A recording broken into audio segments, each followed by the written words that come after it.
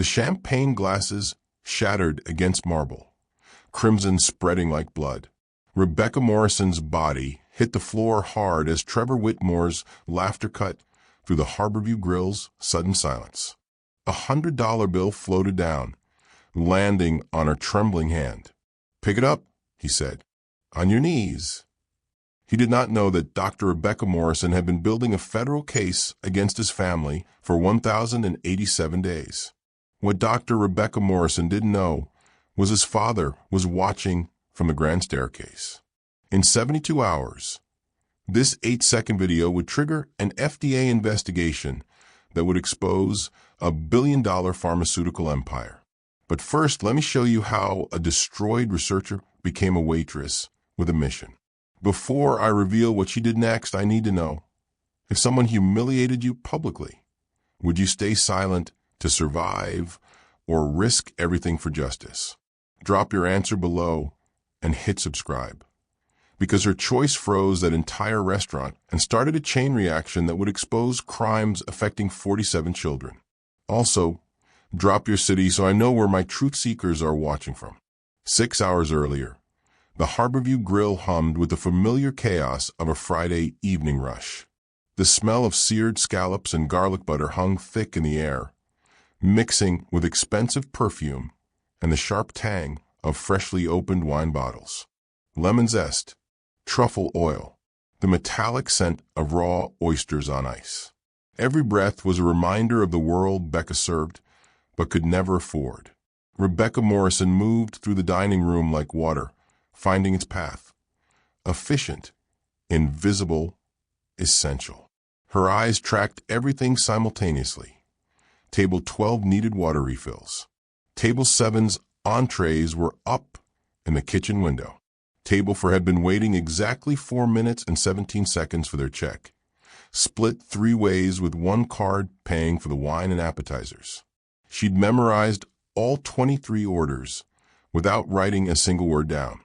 Her brain still worked like it had in the research lab, cataloging, calculating, cross-referencing, never forgetting a detail that mattered.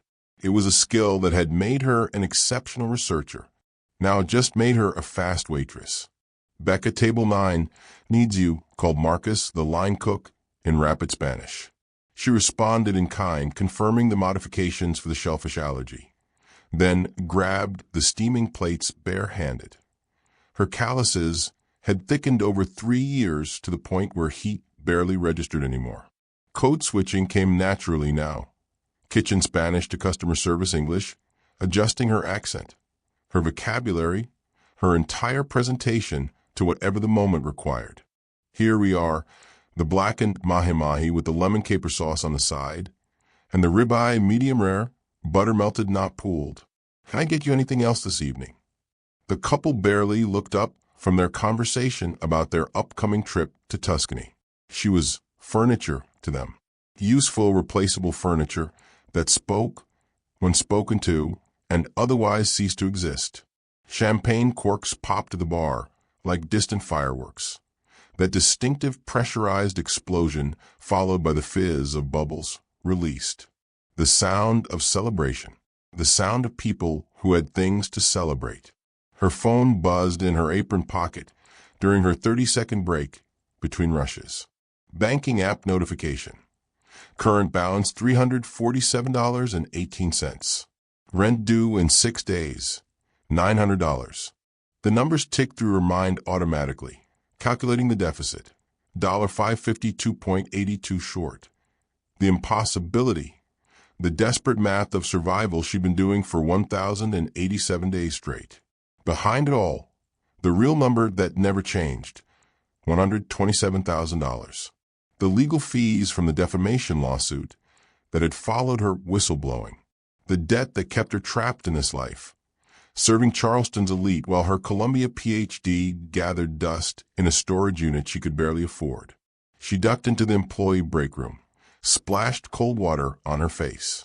Her reflection in the spotted mirror looked older than 34. Tired in a way sleep couldn't fix. The walk-in cooler's icy air hit her when she grabbed more butter. That sharp cold that made her lungs contract, that reminded her she was still breathing, still fighting, still here. 42 degrees exactly. She'd learned to appreciate that cold. It was honest. It didn't pretend to be something it wasn't. In her locker, beneath the spare apron and emergency tampons and the granola bars that sometimes substituted for meals, sat a worn medical journal. The cover was creased from being opened hundreds of times, edges soft from handling. Pediatric Psychopharmacology Quarterly, March 2022.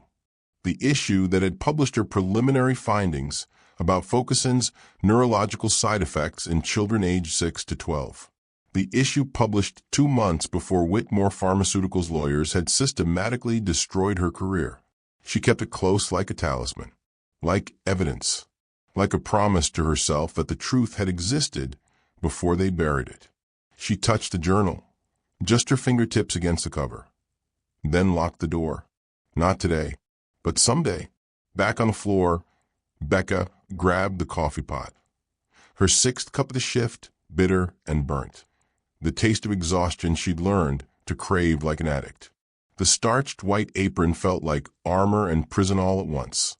The fabric stiff against her black uniform, digging into her shoulders after 8 hours of constant movement. The restaurant's rhythm continued around her. Champagne, laughter, money changing hands, so casually it might as well have been Monopoly bills. The Charleston elite in their natural habitat, where wealth insulated them from consequences, and waitresses existed only to serve. Becca's hands moved automatically, clearing plates, refilling glasses, smiling on command. But her mind was somewhere else. It was always somewhere else. In that research lab at Columbia, in the moment she'd discovered the falsified data, in the choice that had cost her everything but hadn't broken her. She didn't know that in less than an hour, that choice would finally matter. She didn't know that the family who destroyed her was about to walk through those doors. She didn't know that by midnight, her life would change forever. But somewhere deep in her gut, beneath the exhaustion and the fear and the debt, something whispered, soon. Hold on just a little longer. Soon. The energy in the restaurant shifted at 8:47 p.m. before Becca even saw them arrive. It was subtle at first, the kind of atmospheric change that happens when power enters a room. Manager David straightening his tie with nervous fingers. The hostess suddenly smoothing her dress, checking her hair in the reflective surface of a wine cooler. The sommeliers exchanging loaded glances that said be perfect tonight. Then David was in her face, voice low and urgent, breath smelling of the mints he constantly sucked when he was stressed. That's the Whitmore air. Trevor Whitmore reserved the entire West Wing for his engagement party. 20 guests, premium service, unlimited budget, zero tolerance for mistakes. His fingers gripped her elbow tight enough to leave marks. Do not mess this up, Morrison. They tip big when they're happy. They also have the mayor, the governor, and half the state legislature on speed dial. Understood. Becca's pulse stuttered. Whitmore, the name that had haunted her dreams for 1,087 nights. Understood, she managed, voice steady despite the sudden adrenaline flooding her system. She turned slowly, deliberately, and there he was. Trevor Whitmore entered the Harborview Grill like he owned it, which, given his family's wealth and influence, he probably could if the mood struck him. 28 years old, but carrying himself with the unearned confidence of someone who'd never heard the word no, without a lawyer or a checkbook making it disappear. His suit was Tom Ford, charcoal gray with subtle pinstripes that probably cost $6,000. More than Becca's entire annual rent. More than some people made in 2 months. He moved through the space like gravity bent around him. And maybe it did. Money had its own physics. The Harvard MBA ring on his right hand caught the chandelier light as he gestured to his entourage. 8 friends, all cut from the same expensive cloth. Women in cocktail dresses that cost what Becca made in a month. Jewelry that could pay off her student loans. Heels that were purely decorative because these were women who never had to run for buses or stand for 12-hour shifts. Men in suits that whispered old money and older connections. Watches that ticked off seconds worth more than Becca's hours. But it was Trevor's smile that made Becca's stomach turn. Wide, practiced, engineered for charm in the same way his father's PR team engineered press releases. Perfect teeth, veneers probably, or genetic luck combined with the best orthodontist money could buy. Yet the smile never reached his cold blue eyes. Eyes that assessed everything in terms of value and utility. Eyes that found most things most people lacking. His fiancée clung to his arm. Jennifer Ashford. Becca recognized her from the society pages. Daughter of federal appellate Judge Marcus Ashford. Granddaughter of former Governor Ashford. Blonde, beautiful in that expensive maintenance way. Personal trainer, nutritionist, dermatologist, the works. The engagement ring on her finger could fund a medical clinic. The diamond caught light like a tiny captured star, ostentatious and cold. "Mr. Whitmore, welcome back," David gushed, actually bowing slightly. And Becca felt secondhand embarrassment for her species. "Your usual section is ready. We have the 2015 Chateau Margaux chilled to precisely 55 degrees as requested. And Chef has prepared the amuse-bouche selection you favored last time." Trevor didn't acknowledge him, didn't even glance in David's direction. Already moving past, phone in hand, thumb scrolling through something more interesting than the human being trying to serve him. His fiancée laughed at something one of his friends said. High practiced, the laugh of someone performing happiness. The restaurant parted for them like the Red Sea. Other diners recognized him, whispered his name with the kind of reverence usually reserved for celebrities or natural disasters. A city councilman at table 6 raised his glass in greeting. The Whitmores weren't just wealthy in Charleston. They were royalty. They were untouchable. Becca watched from behind the server station, hands gripping the edge of the counter hard enough that her knuckles went white. This was Richard Whitmore's son, the heir to the pharmaceutical empire built on lies she tried to expose, on falsified trials, on children suffering monetized and buried. The family that had crushed her career like an insect, drained her savings, destroyed her reputation, dragged her through 18 months of legal hell, and left her serving overpriced fish to people who looked through her like glass. And he had no idea who she was. Why would he? She was nobody to him. She'd always been nobody to him. Becca. David snapped, pulling her from her thoughts. You're on the Whitmore party. Best service we've got. Smile, be invisible, anticipate needs. Don't speak unless spoken to. If they're happy, we're all happy. If they're not, he didn't finish. Didn't need to. She wanted to refuse. Every cell in her body screamed to walk away, to quit, to do anything but serve the family that had destroyed her. But $347.18 in her checking account made that choice impossible. Poverty was its own kind of prison. Got it, she heard herself say. She approached her table, notepad ready. Professional smile locked in place like armor. Trevor was mid-sentence, talking about some yacht he'd just purchased in the Bahamas.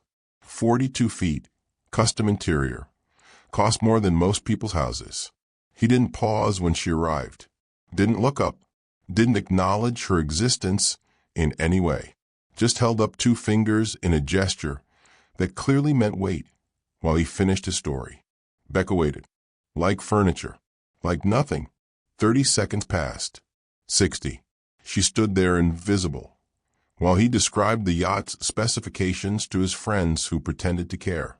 The Harvard ring twisted on his finger as he talked.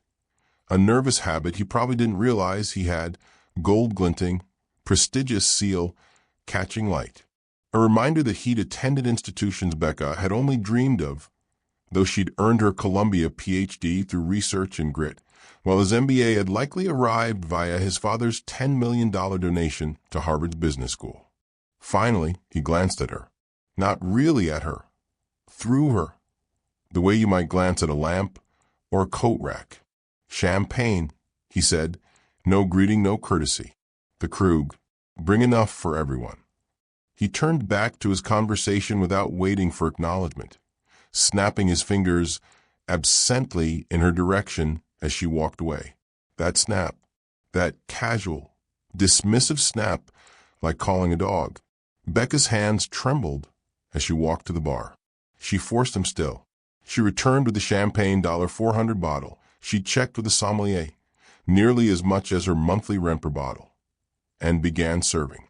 Trevor was explaining market dynamics to his friends with the confidence of someone who'd never had to work for anything he owned.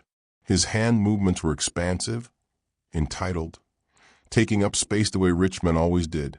So I told him the acquisition was happening whether their board approved or not, he said, laughing. That's the difference between negotiating and winning. You don't ask permission when you have enough money to buy the company out from under them. His friends laughed with him. His fiancée gazed at him adoringly, or at least performed adoration convincingly.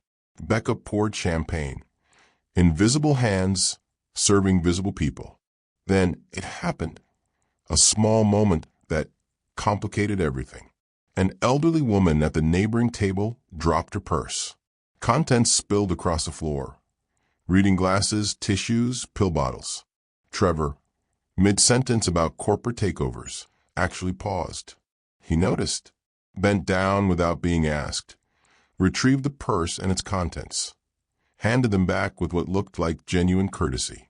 Here you go, ma'am, he said, and his voice had actual warmth in it, actual humanity. Are you all right? Oh, thank you, young man, the elderly woman said, clearly touched. Such good manners. Your mother raised you right.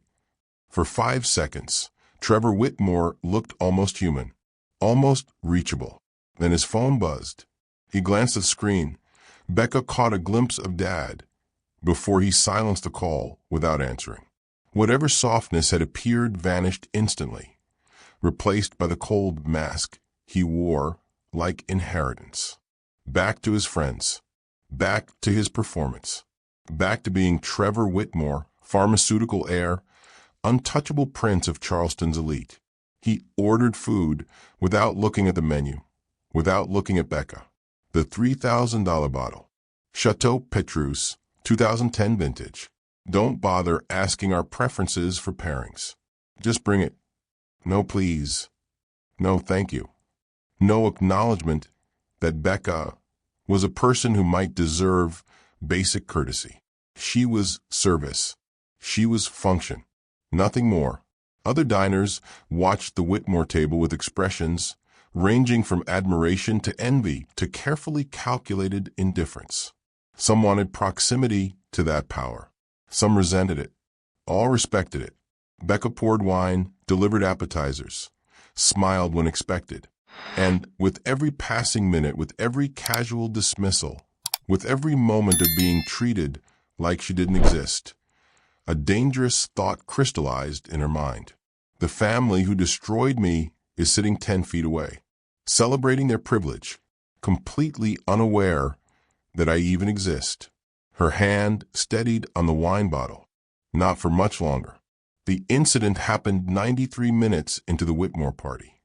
During the third champagne round, Becca was navigating the narrow space between tables 8 and 9. Tray balanced perfectly on her left hand. Muscle memory from 3 years of this work, from hundreds of shifts, from thousands of moments just like this one. 6 crystal flutes arranged in a circle. Bubbles rising in endless golden streams. $2,400 worth of alcohol that Trevor had ordered with a careless wave of his hand while mid-laugh about something his friend said. She came up on his right side, the professional approach, announcing herself softly the way David had trained them. Your champagne, Mr. Whitmore. Trevor was mid-story, gesturing wildly about some business deal, some acquisition his father was orchestrating, using his hands to illustrate corporate takeovers like they were football plays. His movements were loose, expansive, uncontrolled.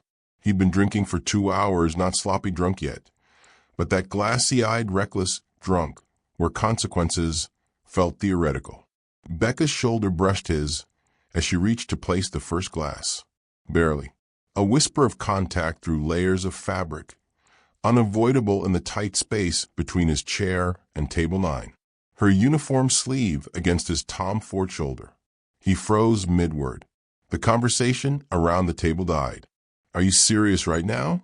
His voice cut through the ambient restaurant noise, sharp and cold, loud enough that nearby tables turned to look. "You just hit me." "I apologize, sir. The space is tight, and I was just—" "Do you have any idea what this suit costs?" He was standing now, towering over her, and his friends had gone quiet, sensing entertainment, sensing blood in the water.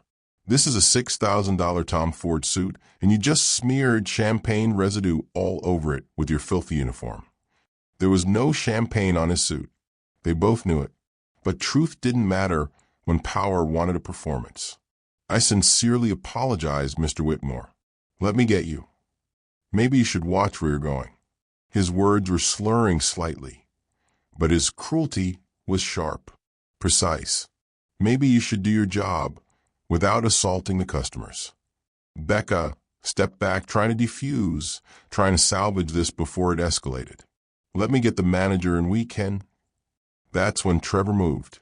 Fast, deliberate, calculated. His foot hooked behind her ankle as she turned. A motion smooth enough it could have been accidental if you didn't see his eyes, didn't see the smirk playing at the corner of his mouth, didn't see his friends leaning forward in anticipation of what came next. Time fractured into slow motion. The tray tilted. Her center of balance shifted. Physics took over. 6 champagne flutes launched into empty air, crystal-catching chandelier light, rotating in graceful arcs. Golden liquid transformed into suspended droplets, each one holding tiny reflections of the restaurant, tiny moments of beauty before destruction. Her body pitched forward, arms windmilling uselessly, no way to catch herself, nothing but marble floor rushing up to meet her. The impact drove the air from her lungs with an audible whoosh. Pain exploded through her right hip first, sharp, bone deep, the kind of pain that promised bruises for weeks.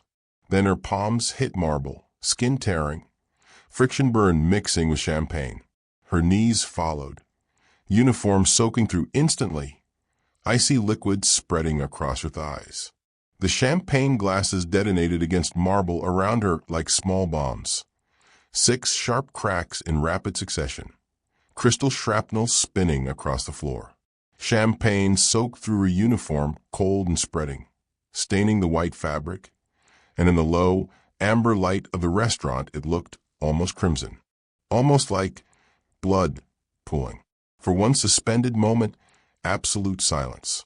The entire restaurant held its breath. 50 pairs of eyes, 50 witnesses to her humiliation. Then Trevor's laughter erupted. Loud, genuine, delighted. "Oh my God," he wheezed between laughs. "Did you see her face?" His friends joined in immediately, a cascade of cruel amusement at her sprawled body, her pain, her degradation. The women's laughter was higher, sharper. The men's came with commentary. "That was incredible," one of Trevor's friends managed, like something from a cartoon. "Is she crying?" another asked, leaning forward to see better. "Careful now," Trevor called down to her, voice dripping with mock concern. "That marble is slippery. Wouldn't want you to fall again." More laughter. Someone pulled out their phone. Becca's hands were shaking against the cold floor.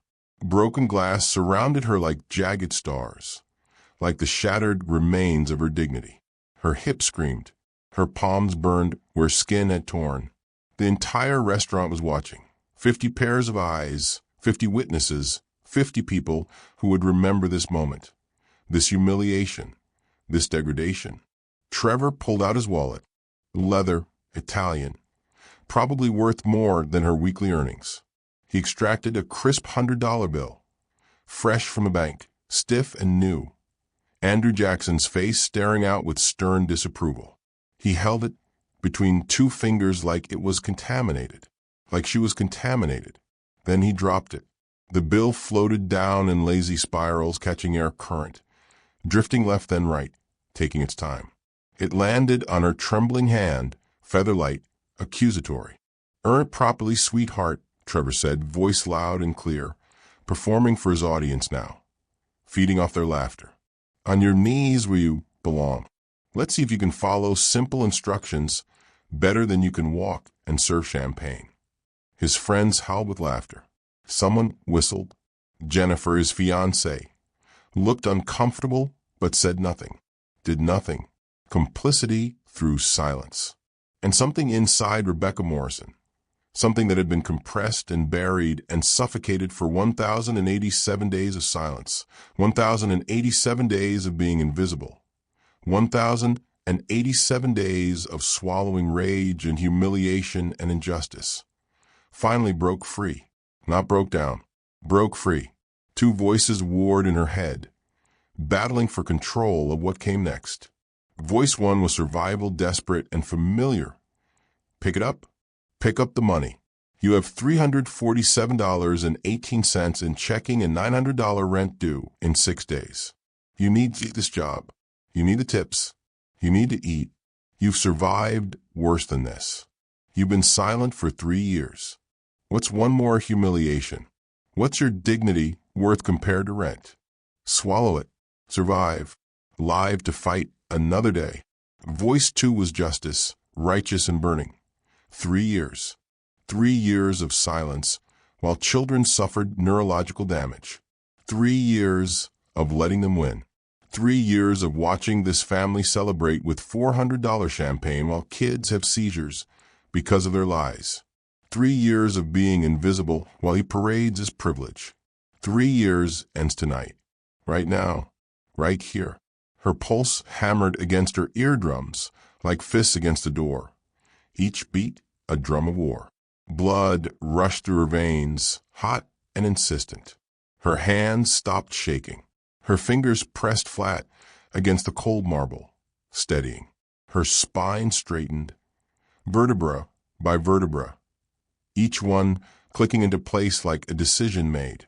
Every muscle in her body made a choice her conscious mind was still processing. Becca stood up, slowly, deliberately.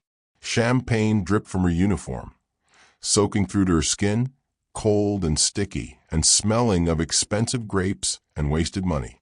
Her hips screamed with every movement. Glass crunched under her shoes, but she stood. She did not pick up the $100 bill. She left it lying on the marble floor like trash. The laughter died in Trevor's throat. Confusion flickered across his face. This wasn't how the script was supposed to go. The waitress was supposed to cry, or obey, or quit. She was supposed to be humiliated, broken, defeated. Not this. Not standing. Not looking at him like that. Pick it up. His voice had an edge now, uncertainty creeping in. The first crack in his performance. "No," Becca said. Her voice was quiet, but it carried in the silent restaurant like a bell, like a gunshot, like a promise. Trevor's face flushed red. "Excuse me." I said no. "Do you know who I am?" The classic defense of men who'd never developed a personality beyond their bank accounts, who'd never been valued for anything except the numbers in their trust funds. Becca looked at him fully for the first time. Really looked at him. Not through the mask of professional servitude. Not with the calculated deference of someone who needs tips to survive. She looked at him the way an equal looks an equal. The way a scientist looks at a specimen. The way someone who's lost everything looks at someone who's never lost anything. And when she spoke, her voice had changed. No longer deferential. No longer careful. This was Dr. Rebecca Morrison's voice. The voice that had once presented research findings to medical boards and FDA panels. The voice that had challenged pharmaceutical executives. The voice they tried to silence with lawsuits and threats and systematic destruction. "Trevor Whitmore," she said, and each word landed like a slap. Age 28. MBA from Harvard Business School, class of 2020. Admitted after your father donated $10 million to their new executive education wing. A donation conveniently timed with your application rejection turned acceptance. Whitmore Pharmaceuticals, third generation heir. Current net worth approximately $400 million. Though that's mostly trust fund allocation you can't actually touch until you turn 30. Your father controls the purse strings. You control nothing. Trevor's mouth opened, closed. His friends had gone completely still. The restaurant had gone silent, the kind of silence that happens before thunder, before earthquakes, before everything changes. Becca continued, steady and relentless. 3 years of research and rage pouring out. You wear a size 42 Tom Ford suit purchased at the King Street boutique where you have a personal shopper named Amanda because you can't be bothered to try things on yourself. You drive a Maserati MC20 Arctic White that you wrecked last year drag racing on Highway 17. Your second DUI that daddy's lawyers made disappear. You just got engaged 3 weeks ago to Jennifer Ashford, daughter of federal appellate judge Marcus Ashford. Because power consolidates with power and your father one of the legal connections. How do you? Trevor stammered. Because I've spent 3 years working in Charleston. 3 years serving people like you. 3 years being invisible while you talk freely, assuming the furniture doesn't listen. She took a step closer, glass crunching under her shoes. But more importantly, because 3 years ago your family's company destroyed my career when I refused to falsify pediatric drug trial data for Focusin.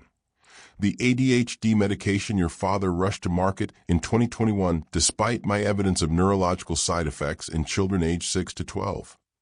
The words hung in the air like accusations, like evidence, like truth finally spoken after too long buried. I don't know what your Trevor tried. Dr. Rebecca Morrison, she interrupted, voice rising now, powered by 3 years of compressed rage finally finding release. Columbia University, PhD in child psychology, graduated summa cum laude. I ran the pediatric research clinic that discovered your trials were falsified.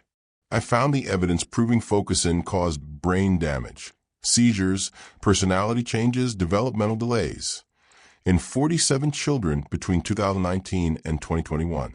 I reported it to the FDA, and your father, Richard Whitmore, CEO of Whitmore Pharmaceuticals, had me sued for $5 million in defamation damages. Gasps rippled through the restaurant. You dragged me through court for 18 months, Becca continued, and her voice was shaking now, but not with fear, with fury, with justice, with truth too long denied. Your lawyers buried me in discovery requests, deposition marathons, motions designed to bankrupt me before trial. Columbia University, terrified of losing your father's research funding, asked for my resignation. My marriage collapsed under the financial and emotional strain. I lost my career, my savings, my reputation, everything. Her voice dropped to something cold and final. So yes, Trevor, I know exactly who you are. The real question is, do you even know what your family does to people who try to tell the truth? The silence was absolute. Phones were emerging from pockets now. Multiple cameras pointing at their table. At least 5 people were definitely recording. This moment, this confrontation, would be online within the hour. The manager appeared at Becca's elbow, voice panicked and thin. Miss Morrison, you need to remember that name from a lawsuit? Becca said, ignoring David completely, speaking only to Trevor, whose face had drained of all color. I'm sure your father's lawyers mentioned Dr. Rebecca Morrison, the woman who claimed your miracle drug caused brain damage in children. The woman your family spent $3 million in legal fees to destroy and silence. She stepped closer, close enough to see his pupils dilate with shock, close enough to smell the champagne on his breath, close enough to see him for what he really was, a frightened boy playing with his father's power. I'm not silent anymore, she said quietly. An elderly woman at the neighboring table, Eleanor Hartley, a regular who always ordered the same soup and always tipped exactly 18%, gasped audibly, hand flying to her mouth. Oh my God, she breathed. Oh my God, I remember. The lawsuit. My grandson was in those trials. Trevor was shaking now. Rage or shock or fear. Impossible to tell which. His hands clenched. His face had gone from pale to red. You're insane. You're lying. Security. His voice cracked. Somebody get her out of here. But Becca had already turned to leave. She'd said what needed saying, done what needed doing, burned every bridge she'd been standing on for 3 years. She took 3 steps toward the kitchen, glass crunching under her shoes, champagne still dripping from her ruined uniform. And then a voice stopped everyone cold. Stopped time itself. Trevor. Deep. Authoritative. Disappointed. Dangerous. Becca turned slowly. Descending the grand staircase from the private dining rooms, phone in hand, face carved from granite in fury, was Richard Whitmore, Trevor's father, CEO of Whitmore Pharmaceuticals, the man who'd signed the order to destroy her career, the architect of her 3-year nightmare. And from the expression on his face, shock mixed with calculation mixed with something that looked almost like fear. He'd heard every single word she'd said. The restaurant held its collective breath. Richard Whitmore reached the bottom of the staircase with the measured steps of a man who'd spent 53 years commanding rooms simply by entering them. Salt and pepper hair perfectly styled, impeccably tailored charcoal brioni suit that whispered wealth without shouting it. Swiss watch that cost more than most people's annual salaries. But it was his eyes that made Becca's stomach clench, cold, calculating, sharp as surgical instruments, and currently fixed on his son with an expression that promised private consequences. Dad, Trevor started, voice defensive, still drunk enough to miss the danger radiating from his father like heat from pavement. This crazy waitress just attacked me, made insane accusations she's completely. I heard. Richard's voice could have flashed frozen water. 2 words containing volumes of threat. Everyone heard. I imagine half of Charleston heard from where I was standing. His gaze swept the room with practiced efficiency, landing briefly on at least 5 people actively recording on their phones, calculating exposure, assessing damage, planning containment. His jaw tightened almost imperceptibly, the only visible crack in his armor. Then he looked at Becca, really looked at her for the first time in 3 years. And something flickered across his face, recognition, calculation, concern, something else she couldn't quite name. Dr. Morrison. Not a question, a statement, a confirmation. I wondered what happened to you. The casual cruelty of those words stole her breath. He knew. He'd always known. He'd systematically destroyed her career, drained her finances, blacklisted her from every research position in the country. And then simply wondered, the way one might wonder idly about a restaurant that closed, a store that went out of business. Minimal investment, passing curiosity, nothing more. While she'd spent 1,087 days drowning in debt and humiliation and rage, he'd occasionally wondered, Mr. Whitmore. Her voice was steadier than she felt, adrenaline still singing through her veins like electricity. Manager David materialized between them, practically vibrating with panic, sweat beating on his forehead. Mr. Whitmore, I sincerely, deeply apologize for this unprecedented disruption. Miss Morrison is terminated effective immediately, obviously. I'll personally escort her from the premises, and we'll comp your entire party's bill. Plus I can offer. That won't be necessary, Richard said quietly. But there was steel underneath, sharp and cold. This was a man used to controlling narratives, managing crises, containing damage before it metastasized into something uncontrollable. David blinked, confused. Sir, I said that won't be necessary. Yet, Richard's attention returned to Becca, and she could see the gears turning behind those cold eyes, processing information, assessing threats, calculating exposure, planning moves she couldn't anticipate. Dr. Morrison, perhaps we could speak privately, somewhere more discreet. No, Becca's hands were steadying now, the adrenaline transmuting from fear into something sharper, more focused. Anything you have to say to me, you can say here, in front of witnesses. I don't think you want. 3 years ago, you sued me for $5 million claiming defamation when I reported falsified drug trials to the FDA. Becca interrupted, voice rising, carrying across the silent restaurant. You knew the trials were faked. You knew Focusin caused neurological damage in children. You knew 47 kids suffered seizures, personality changes, developmental delays. And you destroyed my career anyway to protect your company's bottom line and your FDA approval timeline. She took a step closer. So no, Mr. Whitmore, I don't think privacy benefits me anymore. Transparency seems considerably safer. A muscle twitched in Richard's jaw. For 3 seconds, he said nothing. And Becca could see the cost-benefit analysis happening in real time behind his eyes. Legal exposure, PR damage, stock price impact, criminal liability, all weighed against the value of silence. Then he turned to his son with barely controlled fury. Trevor, you and your guests will leave. Now, what? Trevor's face cycled through confusion, anger, humiliation in rapid succession. Dad, this is my engagement party. You can't just... Now.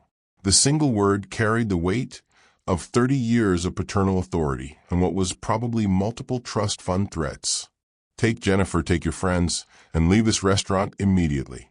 We will discuss your behavior, your inexcusable criminal behavior, later, in private. Trevor's face flushed crimson. You're choosing her side? Some lying waitress over your own son. I'm choosing not to have my son's drunken assault of a service worker become tomorrow's front-page headline with accompanying viral video, Richard said, voice dropping to a lethal whisper. I'm choosing to minimize the damage you've already done to this family's reputation. Now move, before you make this catastrophically worse. For a moment, Trevor looked like he might argue. His hands clenched, his mouth open, but something in his father's expression, something dangerous and final, convinced him otherwise. He threw his linen napkin on the table with theatrical disgust, grabbed Jennifer's hand roughly, and stormed toward the exit. His friends trailed behind like confused ducklings, unsure whether to stay or go, ultimately choosing self-preservation over loyalty. This is insane, Trevor muttered loud enough to be heard across the restaurant. She's nobody, just some bitter, failed researcher. I'm somebody, Becca called after him, voice clear and firm. I'm just somebody your family tried to erase. The door slammed behind them hard enough to rattle the windows. The restaurant remained silent, but it was a different kind of silence now, charged, expectant, hungry for what came next. This was the kind of scene that would be retold at dinner parties for months, the kind that generated thousands of social media shares, the kind that ended careers or started movements. Richard turned back to Becca, and now they were alone in the eye of the storm. 50 witnesses surrounded them, but in that moment it felt like just the two of them. The man who'd destroyed her and the woman who'd refused to stay destroyed. You've made your point, Dr. Morrison, he said carefully, each word chosen with precision, very publicly, very dramatically. I assume you have objectives beyond humiliating my son and disrupting dinner service? Justice would be nice, Becca said, surprised by how steady her voice remained. Accountability. Maybe a public admission that 47 children suffered neurological damage because Whitmore Pharmaceuticals chose profit margins over safety protocols. Alleged damage. Never conclusively proven. That's why you lost the lawsuit, Dr. Morrison. Insufficient evidence. Correlation without causation. I lost because you had 12 lawyers from 3 firms and unlimited resources to bury me in discovery, requests, and motion practice. I lost because the judge appointed by Governor Ashford, Jennifer's grandfather, conveniently limited discovery to 6 months of records when you'd been falsifying data for 3 years. I lost because every advantage was yours. Money, connections, political influence, media access. Her voice was shaking now, not with fear, but with the weight of 3 years of silenced truth finally breaking free. But I never stopped gathering evidence. I never stopped documenting. And I never stopped believing the truth mattered more than your stock price. That got his attention. His eyes narrowed dangerously. Is that a threat? It's a fact. I've had 3 years of invisible work. 3 years serving Charleston's elite at their most unguarded. 3 years of nobody looking twice at the waitress because people like you don't see people like me. We're furniture. We're background noise. She leaned forward slightly. But furniture hears everything, and I've been listening very carefully. She was bluffing partially. Her evidence was strong but incomplete, circumstantial but not conclusive. But she could see the uncertainty creeping into his expression, see him recalculating threat levels. So yes, Mr. Whitmore, I have objectives. And tonight was just the opening move. Eleanor Hartley, the elderly woman from the neighboring table, stood up suddenly with surprising vigor, handbag clutched to her chest like a shield. I believe her. Her voice quavered, but carried across the silent restaurant. My grandson was in those trials for the ADHD medication. Focusing. He's 11 now. He has seizures they can't explain, tremors that started 2 months after the trials ended. The doctors say, her voice broke. Tears streamed down weather cheeks. They say there's no known cause, but I know, a mother knows, that medicine changed him. Another woman across the restaurant stood, younger, early 40s. My daughter too. She was 7 when she was in the trials. The personality changes, the night terrors, the developmental regression. They told us it was unrelated, probably genetic, definitely not the medication. Her voice hardened, but it started exactly 3 weeks after she began taking Focusing. Exactly. A third person stood, then a fourth, like witnesses at a revival meeting, compelled to testify. Richard's face remained impassive, carefully controlled, but Becca saw his hands clench briefly at his sides, the only visible sign of emotion. Manager David looked like he might faint or vomit or both. Ladies, gentlemen, please. This isn't the appropriate venue for... Shut up, David. Eleanor snapped with surprising ferocity. For once in your life, stop protecting money and power and listen to something that actually matters. She turned to Becca, extending a trembling hand with a business card. What's your full name, dear? Dr. Rebecca Morrison. Dr. Morrison.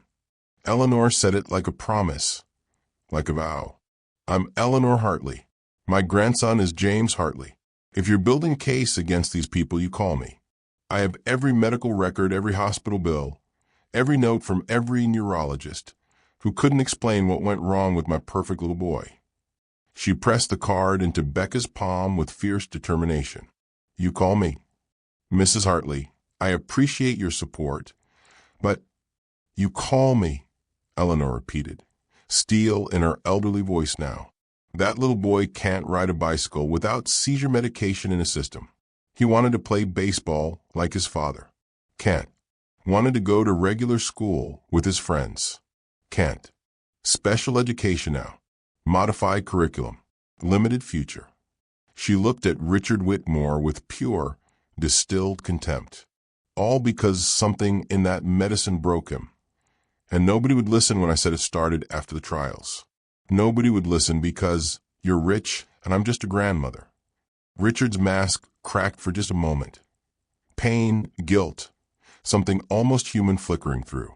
Then it was gone, replaced by corporate defense mechanisms. I'm genuinely sorry for your grandson's condition, Mrs. Hartley. Truly. But correlation isn't causation. Medical science requires rigorous proof. The FDA approved Focusing after extensive review. The medical community endorsed it. If there were genuine systemic issues, regulatory agencies would have.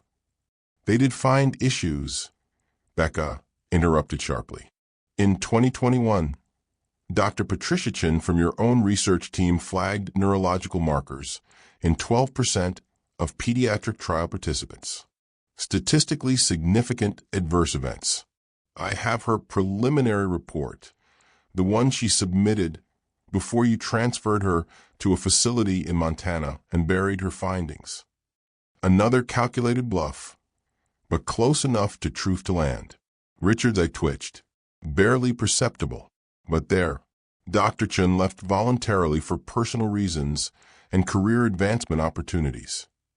Dr. Chun was silenced the same way you silenced me, the same way you've silenced every whistleblower, every researcher, every clinician who questioned your data. Becca's voice rose. But here's what you didn't count on, Mr. Whitmore. Eventually, there are too many of us to silence. Eventually, someone stays visible long enough to matter. Eventually, the truth finds daylight. The phones were still recording. The witnesses were still watching. And Richard Whitmore was finally realizing he'd walked into something he couldn't buy or threaten or litigate his way out of. He straightened his tie with deliberate precision, composing himself, rebuilding his armor. Dr. Morrison, you're clearly experiencing significant distress from tonight's unfortunate incident with my son. What Trevor did was unacceptable, and he will face appropriate discipline within our family. If you've experienced financial hardship due to our previous legal proceedings you initiated with your unfounded allegations, I'm certain we can discuss reasonable accommodation and compensation. You're offering me money? Becca laughed, sharp and incredulous. You think this is about money? In my experience, Dr. Morrison, everything is ultimately about money. You're working as a waitress because of financial pressure and limited employment options. I'm offering relief from that pressure in exchange for discretion regarding tonight's misunderstanding. You're offering a bribe. I'm offering a settlement, a non-disclosure agreement with financial consideration. There's a legal difference. To you, maybe. To someone who spent 3 years selling their integrity for survival, there's no difference at all. Becca stepped closer, voice dropping to something cold and final. But I didn't spend 1,087 days living in a studio apartment with roaches and serving entitled men like your son just to be bought off when it finally matters. I spent 3 years waiting, watching, documenting, preparing for the right moment. She smiled without warmth. And your son just handed me that moment on a silver platter with viral video documentation. The implications hung in the air between them like smoke, like threat, like promise. Richard's voice was very quiet when he spoke again, barely above a whisper, but somehow more menacing for it. Dr. Morrison, if you pursue this path, you need to understand what you're walking into. My legal team has already destroyed you once. We can do it again, more thoroughly this time, more permanently. We can ensure you never work in research, in education, in healthcare, anywhere that requires professional credentials.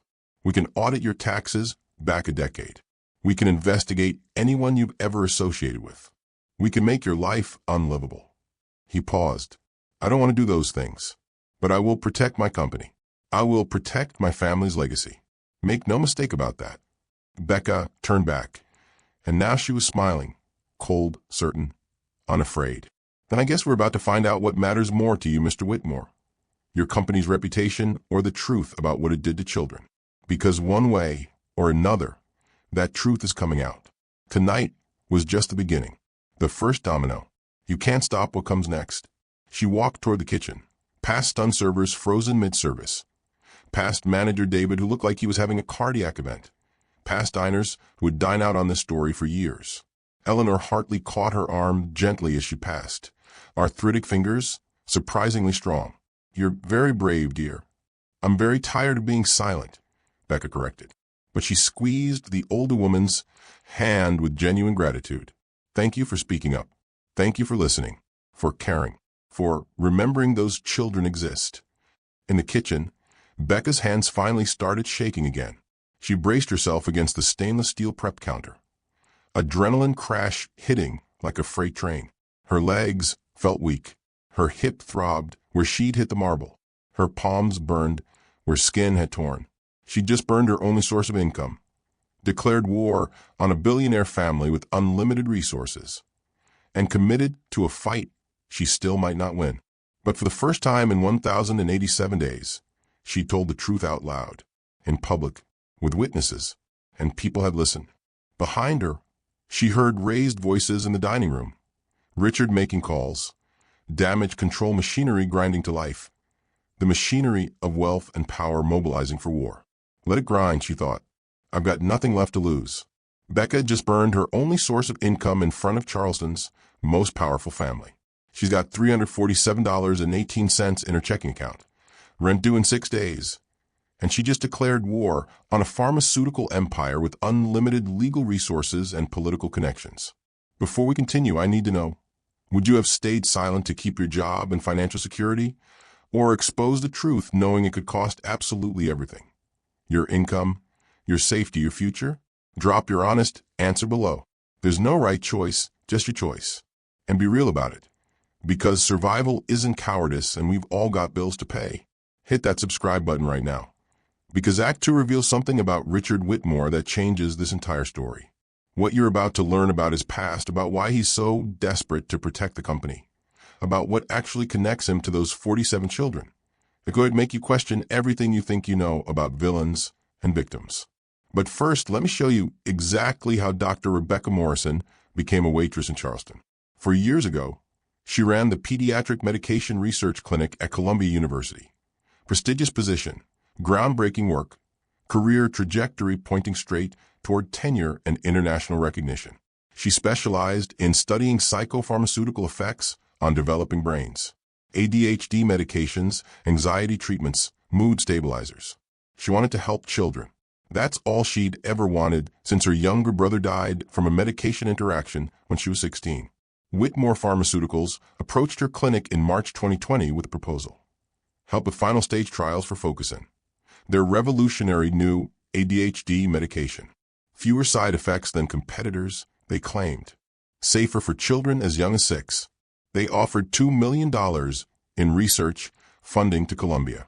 Becca's team ran 18 months of trials, 300 children across 12 sites. The data was promising at first. Then she noticed the anomalies. 12 children developing unexplained tremors. 7 with personality changes their parents couldn't explain. 3 with seizures that emerged within weeks of starting medication. The numbers were small, but statistically significant. Consistent patterns. She flagged the concerns, requested extended monitoring periods, suggested delaying FDA submission until they understood the neurological markers. That's when Whitmore's representatives visited her office. They had different data. They said, data showing no significant adverse events. They asked her to align her findings with theirs, for consistency, for the children who desperately needed the medication. She refused. 2 weeks later, Whitmore Pharmaceuticals filed a $5 million defamation lawsuit claiming she deliberately sabotaged their trials to secure competing research funding. They had emails taken wildly out of context. They had witnesses, employees she'd never heard of. They had a strategy. Destroy her credibility before she could destroy their FDA approval. The lawsuit dragged for 18 months. Columbia quietly asked for her resignation. Her marriage collapsed. Her savings evaporated. She lost everything, except the evidence she'd carefully, methodically, secretly preserved. The studio apartment Becca returned to that night was barely 400 square feet of cracked plaster and water-stained ceiling tiles. 3rd floor walk-up in a building that should have been condemned a decade ago. Rent, $900 monthly, which was somehow both too much and the cheapest she could find in Charleston. She locked the door, 2 deadbolts and a chain because the neighborhood required it, and collapsed against it, still wearing her champagne-soaked uniform. Her hands were finally steady. The adrenaline had burned off during the long walk home. She couldn't afford the Uber, and the bus had stopped running an hour ago. Now she just felt hollow, exhausted, and terrified of what came next. She peeled off the ruined uniform, showered in water that never quite got hot enough, and dressed in sweatpants and a Columbia hoodie she couldn't quite bring herself to throw away. Then she opened her laptop. The folder was labeled Household Budget 2024 because boring names don't attract attention. Inside were 18 months of documentation. carefully organized subdirectories. Evidence she'd been gathering since the day she arrived in Charleston with $1,200 to her name and revenge in her heart. She'd made contact with 3 former Whitmore researchers through encrypted channels, had copies of preliminary reports that had been buried, had whistleblower testimony from lab technicians who'd witnessed data manipulation, had medical records from parents willing to go on record, had everything except the smoking gun that would make it irrefutable. Her phone rang at 2:47 a.m. Unknown number. She almost didn't answer. Dr. Morrison? This is Dr. Patricia Chin. I saw the video, the one from a restaurant. It's already going viral. Becca sat up straight. Dr. Chin, the researcher who'd been transferred to Montana, one of the whistleblowers she'd been trying to contact for 6 months. Dr. Chin, I've been trying to reach you. I know. I got your messages. I was too afraid to respond. They destroyed you. I watched them do it. I couldn't. Her voice broke. But I saw what you did tonight, standing up to Richard Whitmore in public. And I realized I've been a coward long enough. What are you saying? I'm saying I kept copies. Everything they told me to delete. Every neurological marker. Every adverse event report. Every email where they told me to adjust the data. I have it all. A pause. And I'm willing to testify. Becca's heart hammered. Are you certain? They'll come after you the way they came after me. I'm certain. I've watched 11 more children suffer since I stayed silent. I can't anymore, whatever it costs. They talked for 2 hours. Dr. Chun would courier the documents through her lawyer. Becca would contact the FDA investigator she'd been cultivating for 8 months, a woman named Sarah Reeves who specialized in pharmaceutical fraud. But as dawn broke over Charleston, doubt crept in like cold water.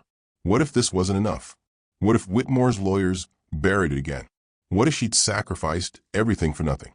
Her phone showed 17 missed calls. Collection agencies, probably. Or worse, Whitmore's legal team with new threats. She remembered Richard's words. We can make your life unlivable. She believed him. But she also remembered those 47 children. Remembered Eleanor Hartley's grandson who couldn't ride a bicycle. Remembered her own brother, dead at 19 for medication that should have saved him. Some fights were worth losing everything for. She opened her email and began typing. Dear Ms. Reeves, I have evidence you want to see. Trevor Whitmore sat in his father's study at 3 a.m., nursing his 4th bourbon and feeling something unfamiliar. Fear. The video had 127,000 views already. His face, his voice, his laughter while that waitress sprawled on marble surrounded by broken glass. The comments were brutal. Privileged trash. Hope he gets arrested. This is why people hate the rich. His engagement was probably over. Jennifer had left without speaking to him. Her father, the judge, sending a terse text. We need to reconsider. And his father was furious in that cold, quiet way that was somehow worse than yelling. Tell me what you know about Rebecca Morrison, Richard said, not looking up from his laptop, where 3 lawyers were on video conference doing damage control. Nothing. She's a waitress. Some crazy person making accusations. She's Dr. Rebecca Morrison, Columbia PhD, the researcher who challenged our focus and data in 2021. The lawsuit. Richard's voice was ice. Please tell me you knew this before you assaulted her on camera. Trevor's stomach dropped. I didn't. I was drunk. It was an accident. It was witnessed assault, filmed from 5 angles, with audio of you demanding she crawl. Do you understand what you've handed her? What you've handed our enemies? Richard stood, towering over him. She was a mosquito, an irritant we'd swatted and moved past. You just turned her into a martyr with viral video proof that we're everything people think we are. So we sue her again. Bury her. You've done it before. She has nothing left to take, you idiot. You can't bankrupt someone already bankrupt. You can't threaten someone who's already lost everything. Richard's control finally cracked. She's more dangerous now than she ever was in that courtroom because she has nothing to lose and everything to gain. And you gave her a platform. Trevor had never seen his father like this. Shaken, uncertain. What do we do? Richard was quiet for a long moment, staring out the window at Charleston's sleeping skyline. I need you to understand something, Trevor. That woman knows things about this company, things I've worked very hard to keep buried. If she has evidence, If she's been gathering documentation? He trailed off. What things? Things you're better off not knowing. Things that could destroy everything our family built. Richard turned back, expression unreadable. Go home. Don't speak to media. Don't post online. Don't contact her. Let me handle this. But Trevor saw something in his father's eyes he'd never seen before. Fear. And if Richard Whitmore was afraid of a waitress, maybe Trevor should be too. 72 hours later, the Charleston Business Excellence Gala honoring Whitmore Pharmaceutical's community contributions was in full swing at the historic Hibernian Hall. Crystal chandeliers, champagne fountains, the state's political and business elite in black tie and designer gowns. Becca arrived uninvited wearing a borrowed dress and carrying Dr. Chen's evidence folder. Security stopped her at the door. Name: Dr. Rebecca Morrison. I'm a guest of FDA investigator Sarah Reeves. She produced credentials that Sarah had provided that morning, official observer status, for an ongoing federal investigation. The security guard's expression changed from dismissive to uncertain. He made a phone call. Becca waited, pulse hammering. You can enter, but any disruption. I'm just here to observe, Becca said smoothly. Inside, Charleston's elite mingled beneath oil paintings of long-dead plantation owners. She spotted Richard immediately, holding court near the stage where he'd soon accept an award for philanthropic excellence. Trevor stood nearby, looking diminished and nervous. Then Trevor saw her. His face went white, then red. He crossed the ballroom floor in 10 angry strides. What the hell are you doing here? This is a private event. Security. I have federal credentials, Becca said calmly, loud enough for nearby guests to hear. I'm here on official business. You're stalking me. I'm getting a restraining order for attending a public charity gala in my professional capacity as a witness in an FDA investigation? Good luck with that. A crowd was forming, phones emerging. Here we go again, Becca thought. Richard appeared, damage control incarnate. Dr. Morrison, surely we can discuss this like reasonable adults. I'm done discussing, Becca said. She nodded to Dr. Chun, who'd entered behind her. But Dr. Chen has things to say. An elderly woman pushed through the crowd. Expensive jewelry, imperious bearing, Richard's mother, Margaret Whitmore. She stared at Becca with sharp, intelligent eyes. You're the researcher, Margaret said. The one from the lawsuit. I remember reading about it. Yes, ma'am. My great-grandson was in those trials, Margaret said quietly. Andrew, Richard's daughter's boy from her first marriage. He was 7. He died last year. Seizure disorder they couldn't control. Started after focusing. She looked at her son with something between grief and accusation. Richard told me it was unrelated. The ballroom went silent. Richard's carefully controlled mask cracked. Mother not here.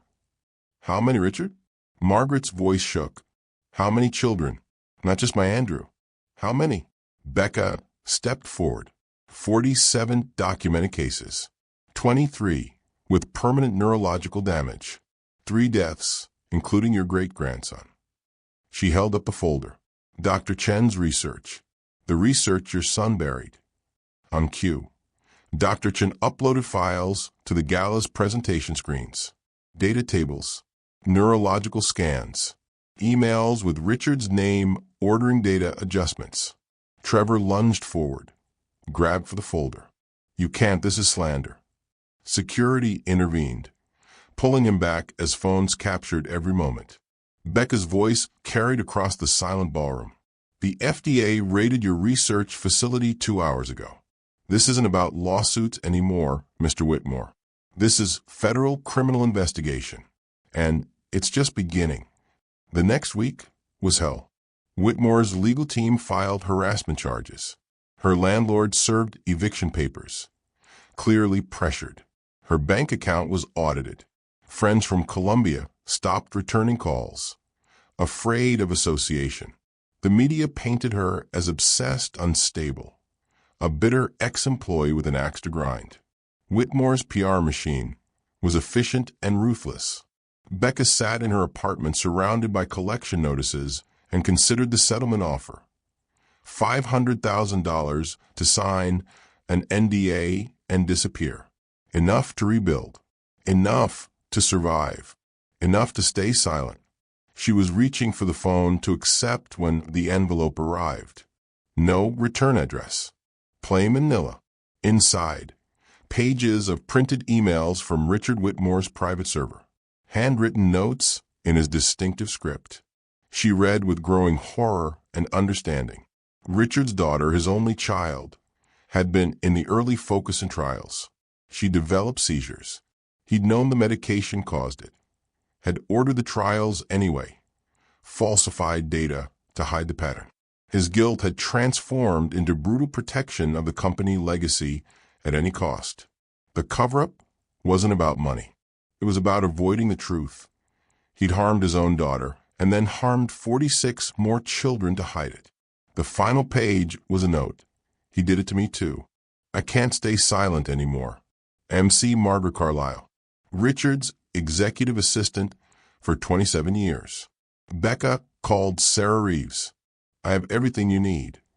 The FDA public hearing at Charleston Federal Courthouse was standing room only. Media, affected families. Whitmore's legal battalion. Becca took the witness stand wearing her Columbia faculty attire. The one professional outfit she'd kept. Her hands didn't shake. Not anymore. Let me introduce myself properly for the record. Becca began. Dr. Rebecca Morrison, Ph.D. Child Psychology, Columbia University. Lead researcher on pediatric medication safety protocols from 2018 to 2022. The woman Richard Whitmore destroyed when I discovered Whitmore Pharmaceuticals falsified trial data for Focusin, the ADHD medication that caused neurological damage in 47 children between 2019 and 2021.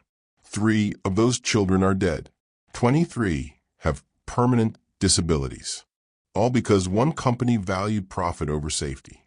Richard stood to respond, but his lawyer pulled him back. Too late. Mr. Whitmore, the FDA investigator said, can you explain why your daughter Sarah Whitmore was listed in the early trial cohort, but her adverse event reports were deleted from final data submissions?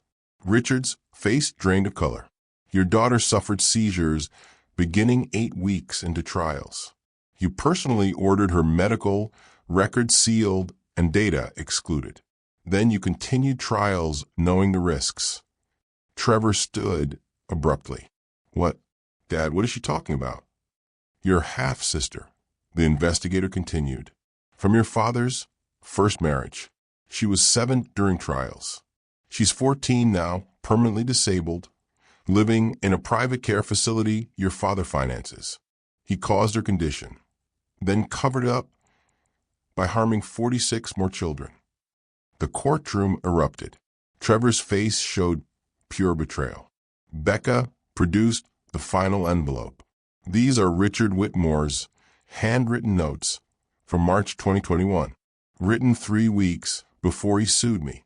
Quote, Morrison's research confirms Sarah's condition is medication-induced.